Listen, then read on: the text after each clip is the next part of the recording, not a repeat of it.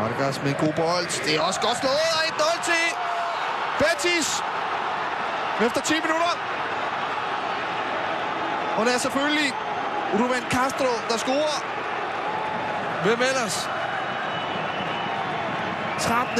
sæsonmål af goalgetteren, der står der, hvor han altid står, det rigtige sted. Fremragende frispark slået af Vargas. Ingen markeringer modsat. Og han er ikke offside. Jeg tror, der var fløjtet for offside, hvis Fabian var gået efter bolden. Og ikke offside på Rubén Castro.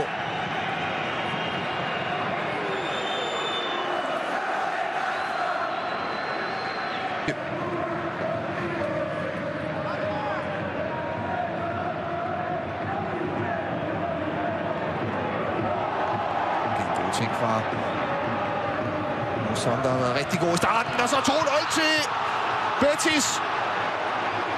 Fantastisk start på kampen med dem, og det er mand, der havde en assist for 10 minutter siden, da du scorer. Germán Pesela.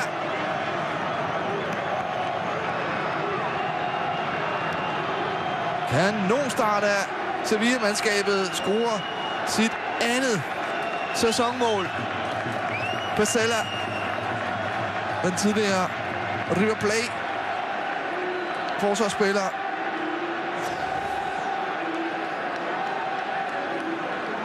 Muson, der er fuldstændig tørre. Javi Lopez. Og ikke nogen offside. Og der kommer han bare braven ind i bolden. Nyd igen.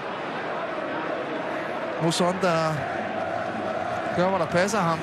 Og så kommer løbet fra Pesela, der scorer. Uden chance for Pau Lopez. Overrasket 2-0. Godt hug. En kanonkasse af Juan Vargas. Varve har. Han har et af de tungeste spark i La Liga. Det viser han her. Smadrer simpelthen bolden op i den nærmeste krog. Kanonmål og lukker altså også opgøret her i Barcelona. 3-0 til Betis over Espanyol. Hvilken kasse.